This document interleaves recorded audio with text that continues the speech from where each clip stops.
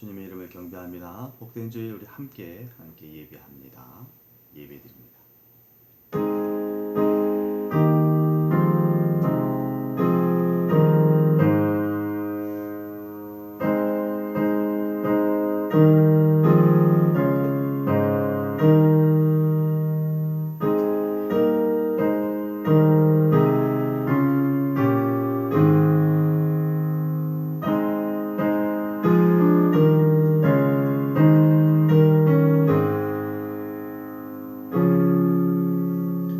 하나님이여, 내가 주께 새 노래로 노래하며 열줄 비파로 주를 찬양하리이다. 아멘. 좋으신 하나님 감사합니다. 하나님께 예배드림이 우리에게 기쁨이 되게 하시고 하나님께 영광을 올려드리는 거룩한 시간이 되어지도록 도와주시옵시되, 특별히 하나님께서 주신 은혜가 충만한 시간이 되어지도록 역사해 주시옵소서. 예수님의 이름으로 기원하옵나이다. 아멘. 새 찬송가 370장, 예전 통일 찬송가 455장 찬양됩니다.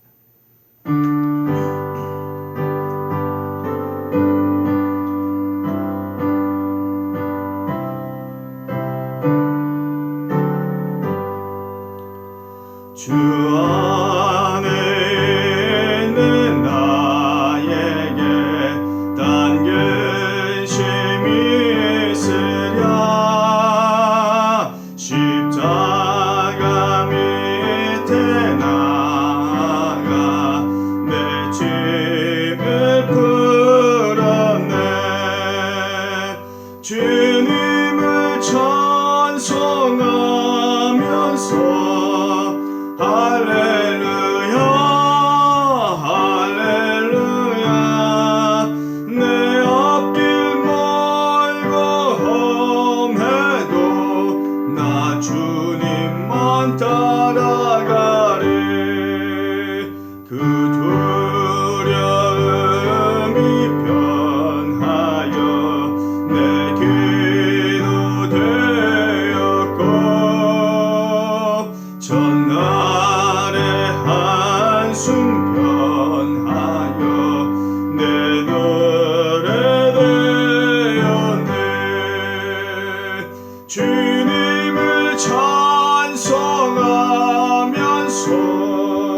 할렐루야 할렐루야. 내 앞길 멀고 험해도 나 주님만 따라가리. 내 주는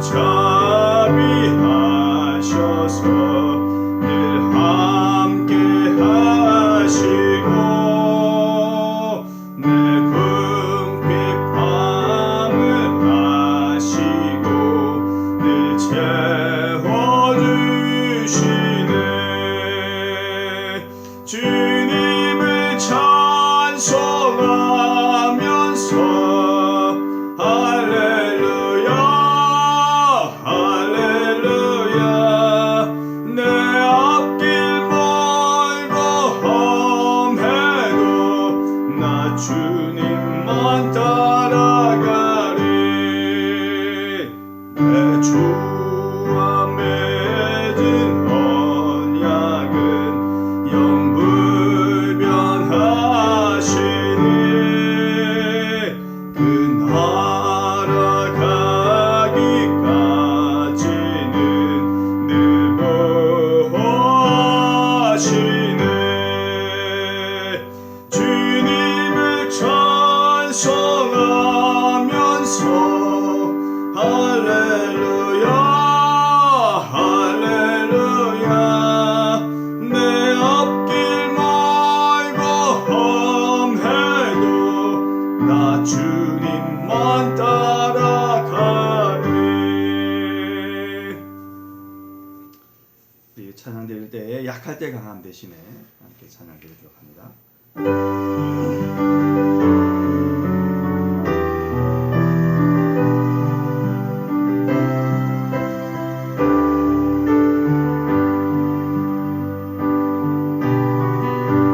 약할 때 강함 대신에 나의 보배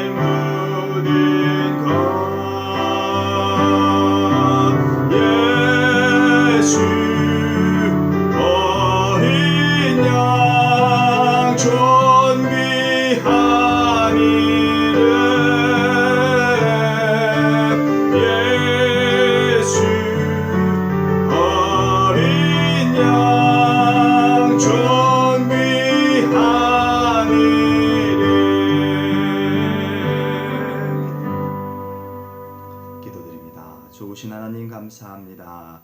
복된 주일, 거룩한 주일을 기억하게 하시고 하나님께 예배자가 되어지도록 우리를 인도해 주셔서 감사합니다. 거룩한 예배 하나님께 영광이 되고 하나님이 기뻐하시는 예배를 드리는 우리가 되도록 도와주시옵소서. 손길을 통하여 올려드리는 귀한 예물 가운데 하나님 은혜를 더하여 주시고 먼저 하나님이 기뻐 받아 주시옵소서.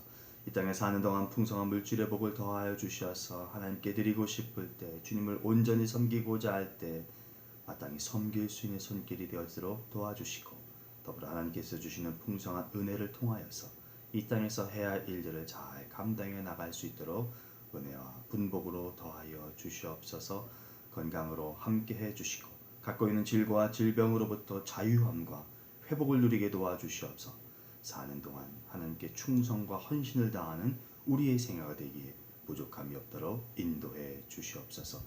허락해 주시고 복으로 나뉘어 주실 것을 믿사옵고 예수님의 이름으로 감사하며 축복하며 기도합니다. 아멘.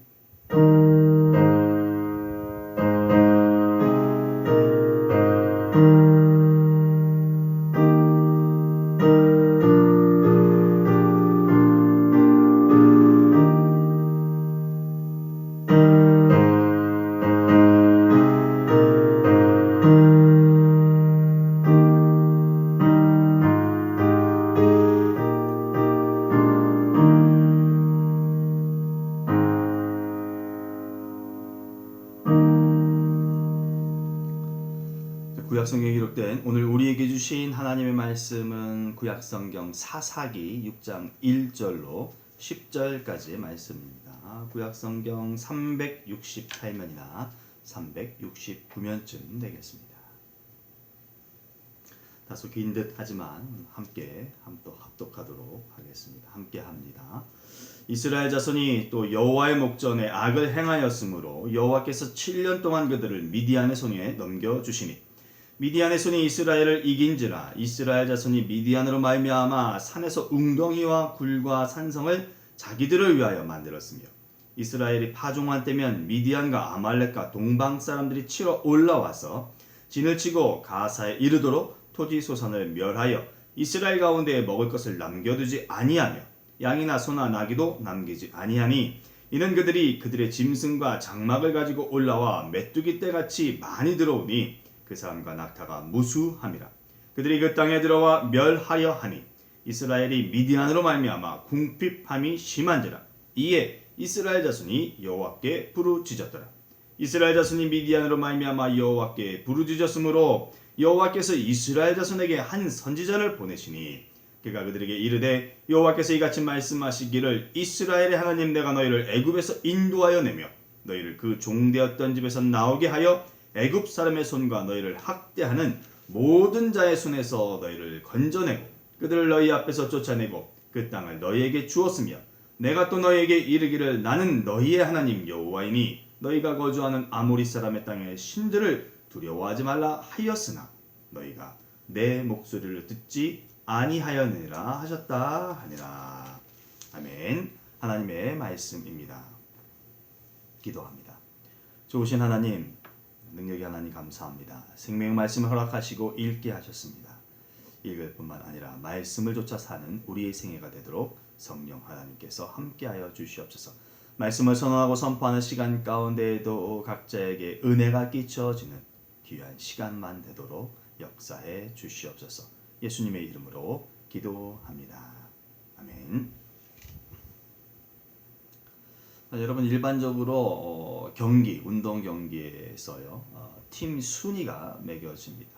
얼마나 많은 승리를 하였는가가 각 팀의 실력을 나타내고 또 잘하는 팀으로서의 가치를 인정받습니다.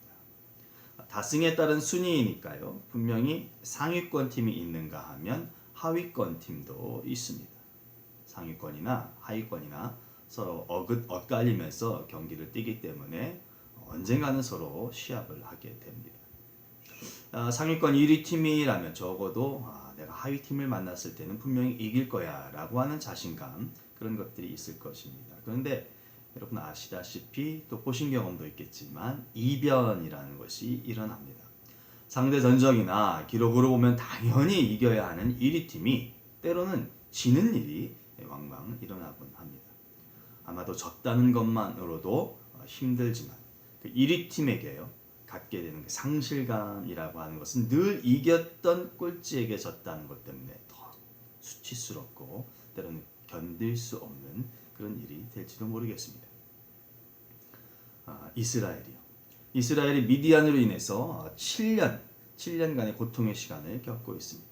드보라와 바락, 그들을 위시해 함께한 이스라엘 백성들이 이룬 40여 년의 평안의 시대 후에 찾아온 일이기 때문에 그 충격이 크리라 생각됩니다. 게다가 자신들을 괴롭히는 민족이 미디안 족속, 미디안이라는 것이 어쩌면 이스라엘에게는 더 절망적이기까지 할지도 모르겠습니다. 왜냐하면 이 미디안 족속이 어떤 민족입니까? 여러분 창세기 25장에서 아브라함이요 사라의 죽음 후에 후처 그드라를 맞이합니다. 그리고 그녀를 통해서 여러 자녀들을 얻는데 그 중에 하나가 미디안입니다.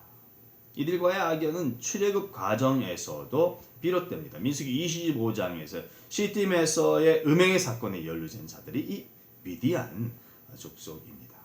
이 일로 하나님은 모세에게 미디안인들을 대적하여 치라 라고 말씀을 하시죠. 이런 일련의 과거사를 보면 분명 이스라엘은 미디안을 적으로 간주하고 저들을 패하게 하였을 것입니다. 그런데 현재요.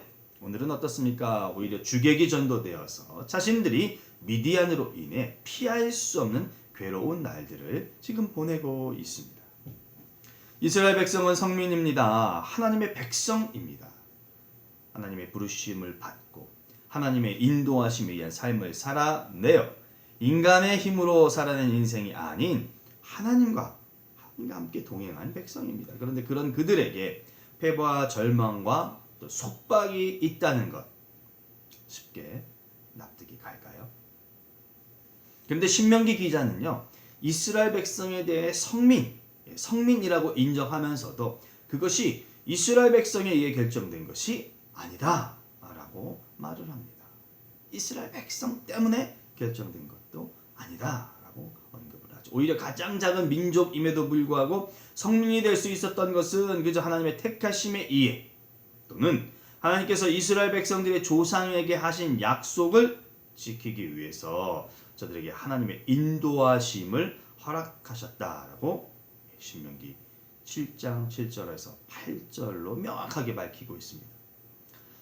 그러고 보니 곰곰이 생각해 보면 신명기 기자의 이 말씀은 맞습니다.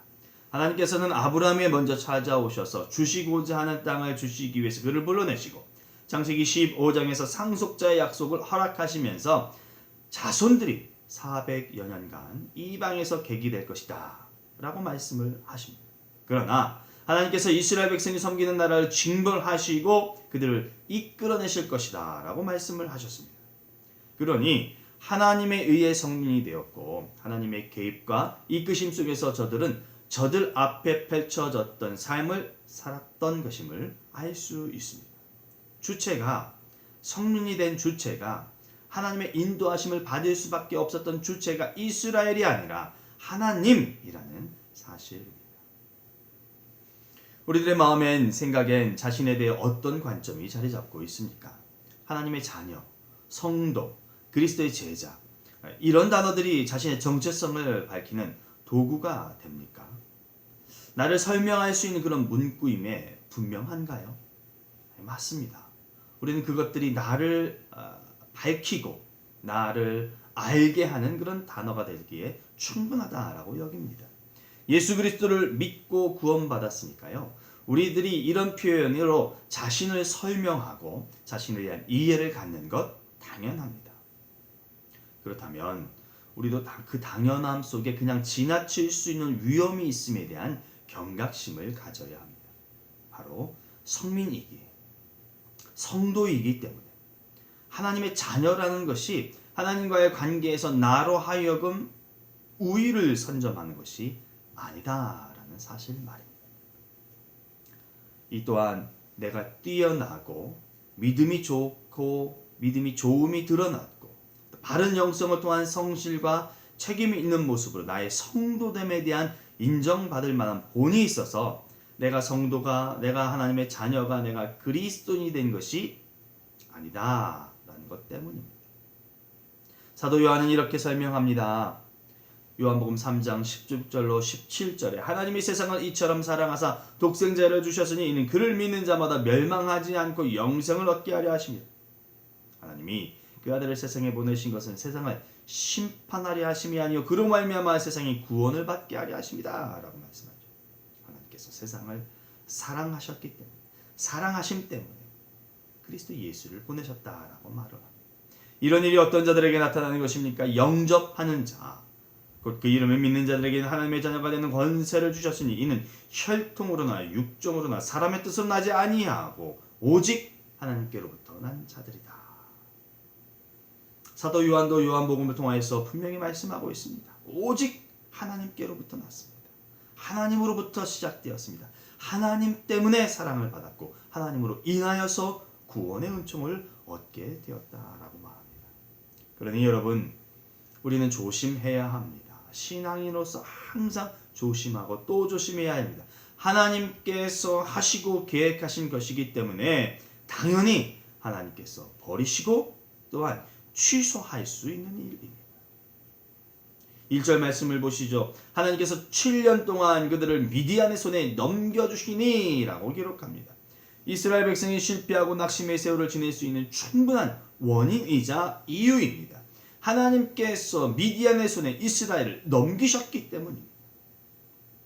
행복하고 많은 승리를 경험하고 살 수 있었던 것은 하나님의 주권에 의해 얻었던 것임을 명심해야 합니다. 반대로 그 주권에서 벗어날 때 견딜 수 없는 숨이 막히는 괴로움의 삶이 있을 것이다 라고 하는 것도 우리는 기억해야 합니다. 이 고통이 왜 그토록 힘이 되는 것입니까? 미디안의 공격, 그들과 함께하는 동맹국들의 공격은 간헐적으로 이루어졌습니다. 잊을만 하면 나타나고요. 또 살려고 힘을 쏟으면 다시 나타나는 그런 형태라고 볼 수 있는데 정말 악랄하고 또 무서울 정도로 아주 힘든 그런 모습입니다. 여러분, 그들에 대한 이스라엘의 어떤 모습, 이스라엘의 정황에 대해서 우리가 한번 살펴보죠. 2절 말씀에 미디안의 손이 이스라엘을 이긴지라 이스라엘 자손이 미디안으로 말미암아 산에서 웅덩이와 굴과 산성을 자기들을 위하여 만들었다라고 말합니다. 3절 말씀을 볼까요? 이스라엘이 파종한 때면 미디안과 아말렉과 동방 사람들이 치러 올라갔다. 어떤 때요? 파종할 때요. 또 4절 말씀을 보시죠. 진을 치고 가사에 이르도록 토지소산을 멸하여 이스라엘 가운데 먹을 것을 남겨두지 아니하며 양이나 소나 나귀도 남겨두지 아니하였다. 이 삶의 모습이, 삶의 정황이 너무나 비참하고 힘이 드는 그런 모습입니다. 인간에게 중요한, 사람이 살아가는데 필수적인 요소로 세 가지를 거론하죠. 의식주의입니다. 이것이 해결되어야만 그나마 기초적인 삶을 살 수 있습니다. 이것이 무너진다면 사람으로서 살 기반이 없어지는 것입니다. 그 고초가 얼마나 힘겹고 무겁겠습니까? 이스라엘 백성들의 현실의 모습을 보시죠. 먹을 것이 없습니다. 거처할 곳, 산으로 올라가서 기어이 이루고야 마는 그런 모습만 갖게 됩니다. 평시의 모습을 가질 수가 없는 것이죠. 사람답게 살 여력이 없게 되는 형국입니다. 아버지의 재산을 받은 둘째 아들은 호의호식하며 향락을 즐기며 풍요의 삶을 삽니다. 전혀 자신의 잘못이나 실수에 대한 자책과 죄의식이 없습니다. 그런 그가 변화의 조짐을 보입니다. 언제입니까? 성경은 이렇게 기록합니다. 그가 돼지 먹는 쥐염 열매로 배를 채우고자 하되 주는 자가 없는지라. 이에 스스로 돌이켜 이르되, 여러분, 먹을 것이 없을 때에 스스로 돌이켜서 생각을 하고 있습니다. 내 아버지에게는 양식이 풍족한 품꾼이 얼마나 많은가, 먹을 것이 얼마나 많은 하인들이 많았던가. 나는 여기서 줄여 죽는구나. 내가 일어나 아버지께 가서 이르기를, 아버지, 내가 하늘과 아버지께 죄를 지었사오니 지금부터는 아버지 아들이라 일컬음을 감당하지 못하겠나이다. 나를 품꾼의 하나로 보소서 하리라 하고 이에 일어나서 아버지께 돌아가니라. 어떨 때요?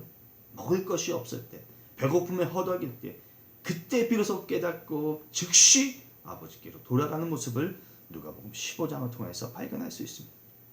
우리의 신앙의 진정성이나 믿음의 발음 혹은 책임과 의무의 참모습은 현실의 삶에서 입증이 됩니다. 삶 가운데서 삶 속에서 나타나게 됩니다. 그것으로 인해서 드러나게 됩니다. 절대 상상이나 생각의 차원에서 이루어지지 않습니다. 잘 먹고 잘 쓰며 좋은 것이 누려지며 그것으로 신앙의 있음이 지탱될 수 있습니다. 그러나 잘 먹지 못하고 쓰고 싶은 것을 쓰지 못할 정도로 경제적 어려움이 있고 몸을 거쳐가 없어질 때에 과연 그동안 힘써 행했던 신앙의 기본과 의무에 대해 얼마나 더 유지하고 견디며 헌신할 수 있을까요? 믿음과 삶은 함께 연동되어집니다. 신앙인의 삶은 믿음이 있는 것은 이 삶과 현재의 모습 속에서 함께 나타나게 됩니다. 절대 우리의 생애와 무관하지 않은 것이 아닙니다. 그리고 그저 정신적인 혹은 영적인 것으로 넘길 만한 것이 절대 아닙니다. 많은 경우 흉할 때보다 망조가 보일 때 더 간절하게 하나님을 찾는 모습이 있습니다. 건강할 때보다 약해지고 병이 생겼을 때 특별한 기도의 시간을 갖는 모습이 비일비재합니다. 왜 그런가요? 그때서야 비로소 인생의 주권이 하나님께 있음에 대해 더 강하게 인식하고 받아들이게 되기 때문입니다. 삶에서 드러난 고통이 주는 참 깨달음입니다. 6절 말씀을 보시죠. 이스라엘이 미디안으로 말미암아 궁핍함이 심한지라 이에 이스라엘 자손이 여호와께 부르짖었더라.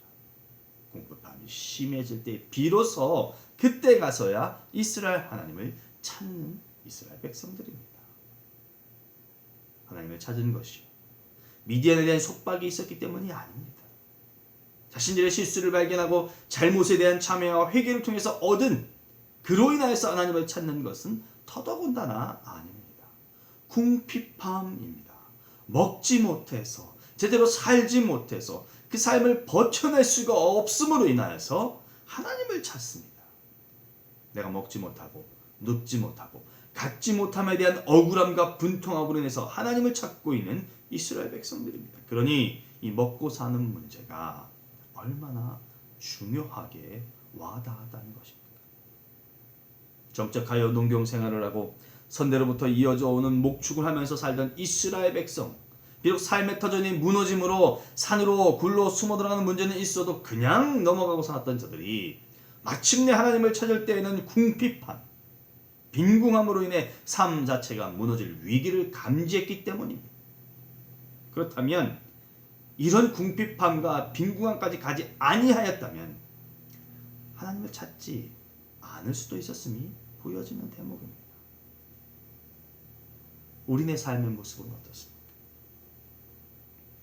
여러분, 어떤 행위를 오랫동안 되풀이하는 과정에서 저절로 익혀진 행동 방식을 일컬어 습관이다라고 말을 합니다. 무의식 중에서 이루어진 것도 있지만 한편으로는요, 의도는 목적에 의해서 만들어진 습관, 이런 경우도 있음을 봅니다. 안경을 쓴 것이 학자답고 좀 멋있어 보인다라고 생각이 들어서요. 내가 기어이 안경을 써야 되겠다. 그런데 안경을 쓰지 않아도 좋은 시력이 있다고 한다면 안경을 쓰기 위해서요, 자기의 시력을 나쁘게 하는 그런 행동을 하게 되기도 합니다. 그렇게 해서 어떻게 쓰든지 나쁜 시력을 만들어서 기어이 안경을 쓰고 마는 일을 합니다. 목표나 목적에 의해 반복이 되어진 행동으로 인해서 습관이 형성되는 모습입니다. 우리는 사사기를 통해서 이스라엘에 반복되는 죄에 대한 악순환을 다시 보고 있습니다. 1절을 보면 또라고 쓰고 있습니다. 이스라엘 자손이 또 여호와의 목전에서 악을 행하였으므로 이렇게 기록하고 있습니다. 여호와의 목전, 여호와 보시기에 악을 행한 것이 이번이 처음이 아니라는 말이죠. 그 악을 왜 그토록 이어가고 있는 것인가요? 여러분, 교통체증으로 인해 장시간에 걸쳐서 길에 정차되고 있는데 누군가가 잽싸게 쌩하고 갓길로 지나가고 있는 것을 보게 됩니다. 불현듯 그 사람을 따라가게 되죠. 그런데 정말 아무런 일, 곧 벌금 통지서나 경찰에 발각되는 일을 경험하지 않게 됩니다. 그런 경우 있으십니까? 그런 경우에 가슴을 쓸어내리며 은근히 쾌감을 느끼게 됩니다. 객관적으로 잘못한 일이 맞습니다. 예, 법을 어긴 일이 맞는데요. 개인적으로 적용을 시키면요, 시간을 절약하고 교통체증을 겪지 않았고, 무엇보다도요, 경제적으로, 사회적으로 절대 자기 자신에게 손해를 끼치지 않고 오히려 혜택을 준 만족감이 생깁니다. 이 그릇된 일이 나를 위한 좋은 것이 되고 맙니다. 여러분, 이런 것입니다. 신앙적으로 죄가 될지 모르겠어요. 하나님으로 인하여서 죄다라는 말을 들을지도 모르겠어요. 그런데 내게는 만족을 주는 각별한 경험이 됩니다. 법적으로는 심판을 받을 만한 일이지만 개인적으로는 부를 창출하는 일이 됩니다. 그러면 어떻게 해야 되는 것입니까? 하지 않겠습니까? 또다시 그 길을 걸어가려고 하지 않겠습니까? 그러니 하게 되고 또 하게 되고 다시 하게 되는 것입니다. 즐거움과 편안함과 성취감마저 주는 그 모든 일에 대해 비록 그것이 하나님의 눈에는 악이라 할지라도 당장에 내게는 버리고 싶지 않고 놓치고 싶지 않은 소중한 것이 되기 때문에 그 길을, 그 방법을, 그 모습을 다시금 내가 취하게 되는 것이죠. 누구에게요? 나에게 말입니다. 이 사실을 알려주는 중요한 단서가 되는 구절이 있습니다. 상황과 형편에 따라서 어쩔 수 없이 그렇게 됐었다라고 볼 수도 있겠지만 성경은 기록을 하죠. 2절의 끝에요. 자신들을 위하여 만들었다. 자신들을 위하여서 산으로 굴러가서 자신들을 위하여서 살 곳을 만들었다라고 합니다. 저는 이 글을 보고요, 이 성경 구절을 보고요, 기본적으로 자기중심적인 패턴을 갖고 사는 사람들이었다라는 생각을 떨쳐버릴 수가 없습니다. 그러니 아주 자연스러운 행동이 지속적으로 이루어질 수밖에 없는 환경이었을 것이다 라고 판단이 되어집니다. 사사가 살았을 때에는 거기에 맞춰서 살았기 때문에 잘못할 일도 없었겠지만 설령 잘못하면 사사로 인하여서 회개를 촉구받고 회개하여 제사함을 받아 하나님께 바른 사람으로서, 바른 이스라엘 백성으로서 살았을 것입니다. 그러나 사사 죽음 후에요, 어느 누구 하나 비난하거나 그릇된 것이라고 말할 수 있는 일이 없었겠죠. 저마다 저 살기 위해 모든 것을 하려고 했을 테니까요.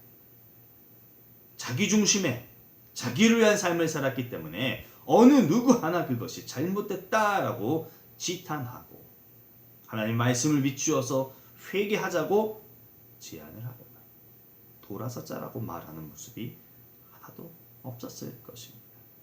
게다가 육체를 지닌 우리가 거부할 수 없는 삶에서 얻는 즐거움에 대해서, 그 느낌에 대해서 육체를 가진 인간이라면 다 알 수 있는 그것에 공감대가 형성될 뿐이지 그것에 대해서 나쁘다라고 말할 일이 전혀 없었을 것이다 라고 하는 것입니다. 나 중심의 삶이 나에게 주는 패단입니다.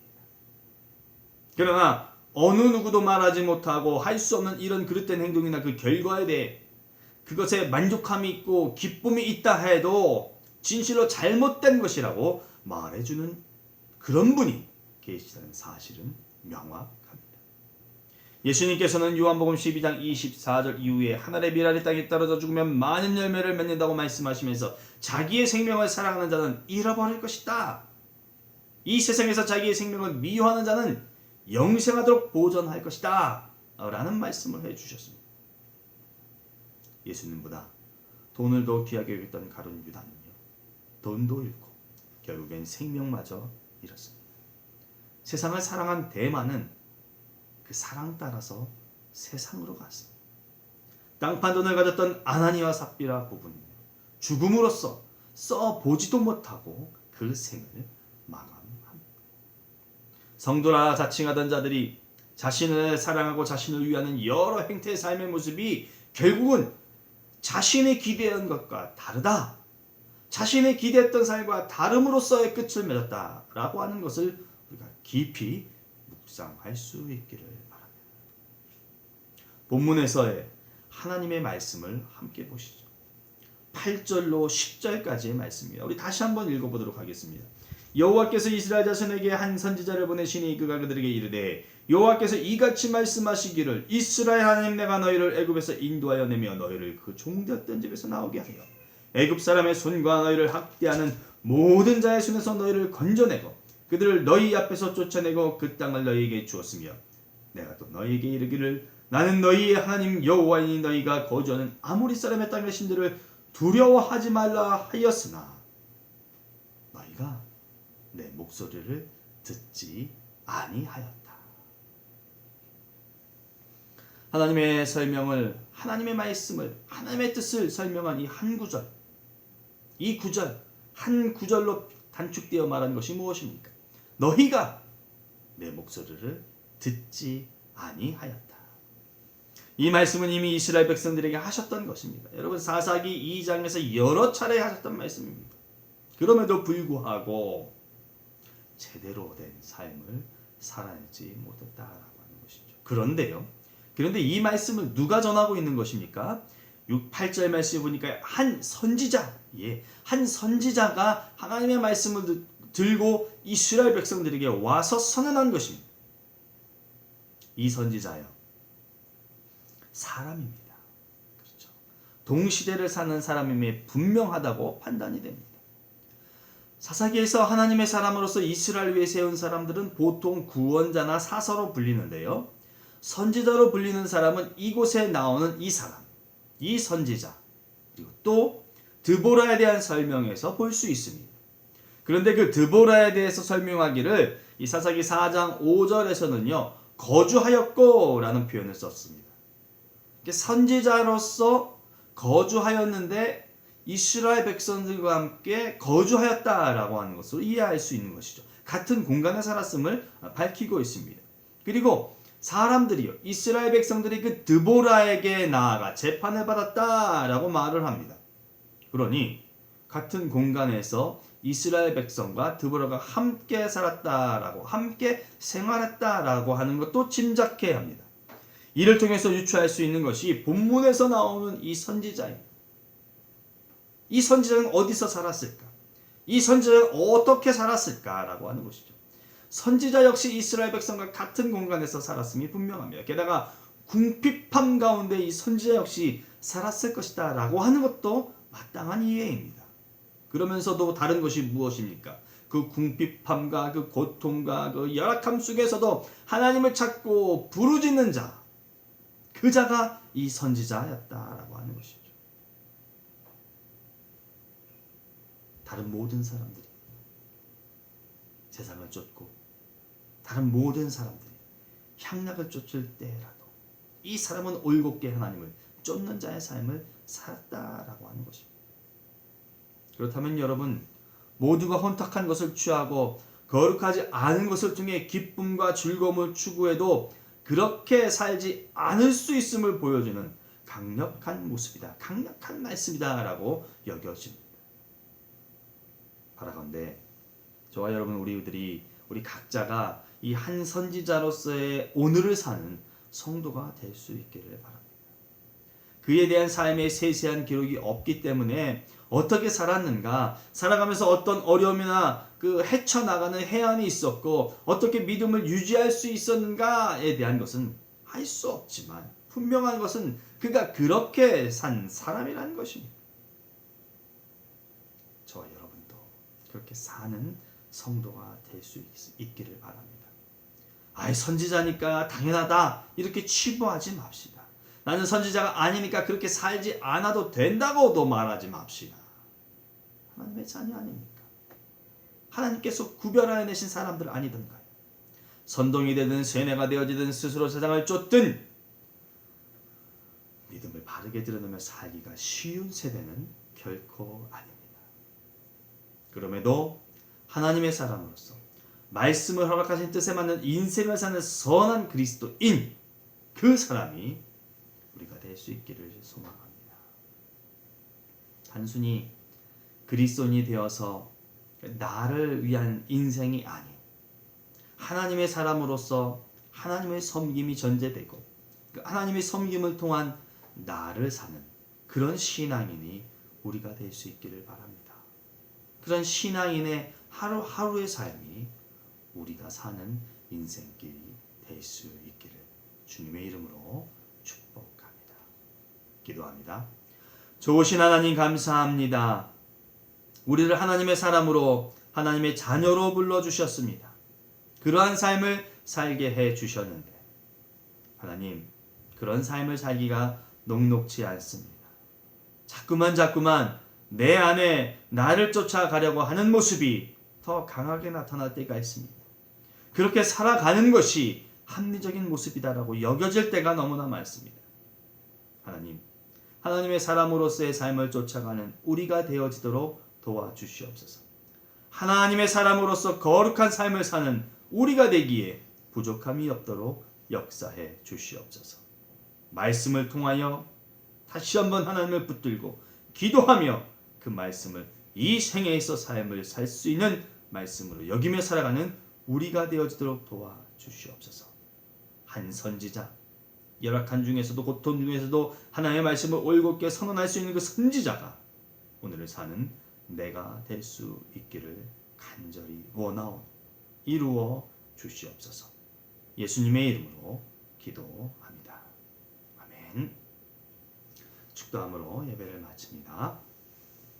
교회 머리가 되신 우리 주 예수 그리스도의 은혜와 하나님 우리 아버지의 무한하신 사랑과 성령님의 감동감화 교통 인도하심 삶을 통하여서 그리스도인임을 드러내며 하나님을 위하여 이 세상을 살아갈 수 있는 자가 될 수 있기를 결단하며 나가는 모든 성도들 가운데 저들의 가정과 자녀와 직장과 사업과 학업 위에 영원토록 함께하옵시기를 간절히 축원하옵나이다. 아멘.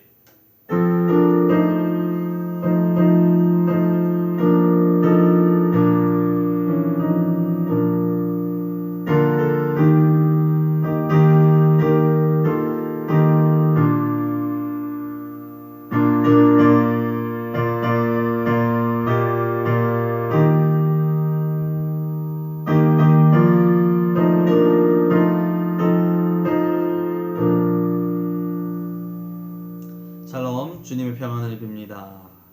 하나님의 말씀을 의지하고 하나님을 위하여서 또 하나님으로 통하여서 하루하루를 사는 그리스도인임을 잊지 않은 한 주간의 삶이 되시기를 주님의 이름으로 축복합니다. 평안하세요. 샬롬.